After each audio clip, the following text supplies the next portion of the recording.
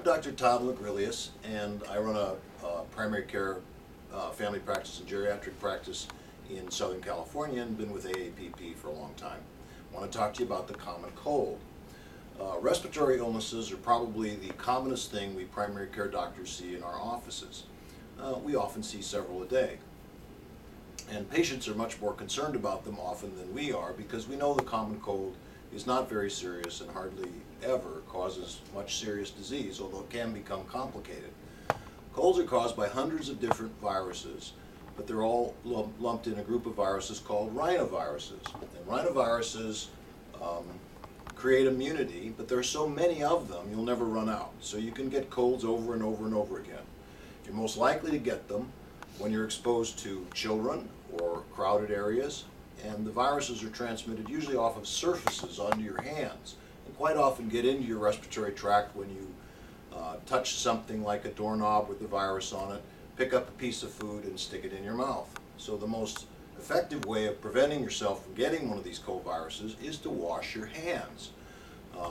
You'll often hear about people riding on airplanes and coming back with a cold, and that's because the surfaces all over the aircraft are covered with cold viruses, and then they pick up the pretzels and eat them in the airplane without washing their hands. It's very unusual for us to get up to the bathroom and wash our hands in airplanes. So the best thing to do is wash your hands a lot and not stick your fingers in your mouth when you eat without doing that first. These viruses run their course in about 7 to 14 days untreated, and they cause a combination of symptoms which usually include a runny nose, somewhat of a sore throat, cough, often a little bit of clear secretions from the nose and throat that eventually turn yellow and thicker, very little fever. Temperatures are almost never above 101 or so with cold viruses, and that's usually very transient, and the viruses run their course in, as I say, 7 to 14 days. Unfortunately, there is no specific treatment for cold viruses, and many of the medicines that patients take to make themselves better can actually make them worse. So we usually recommend the very little medications. Patients should drink a lot of extra fluids when they have a cold. They should not really bed rest. It's actually been shown that bed rest when you have a cold virus is more likely to give you a complication from lying around and being inactive. So continue your normal activities, drink plenty of fluids. It's often a good idea to run a vaporizer or humidifier in your bedroom so that you're breathing moist air. It's a good idea perhaps to breathe some steam in the shower so you loosen up secretions. You can take over-the-counter cold medications such as Sudafed, but they often dry you out so much that they actually can make things worse.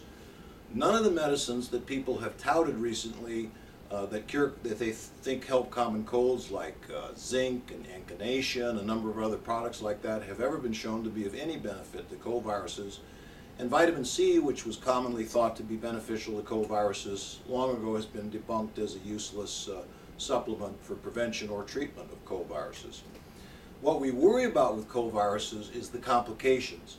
And if your cold lasts for more than a couple of weeks, or if you get a fever higher than 101, or if you look in the back of your throat and it's red and there's material and yellow material, a green material on the back of your throat, or if you're coughing more than you're not coughing, or if you have chest pain when you breathe along with a cough, or if your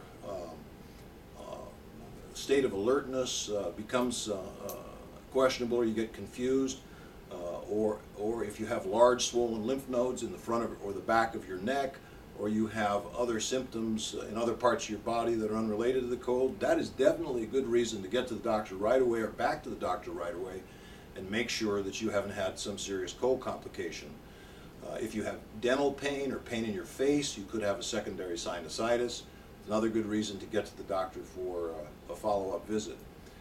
But if the cold is uncomplicated, little or no fever, runny nose, slight sore throat, no big nodes in your neck, no serious persistent cough, some coughing but not serious, the cold virus will run its course in 7 to 14 days, and the best thing for you to do is continue your normal activities and drink lots of fluids and try to avoid medicines that might actually make you worse. Thanks.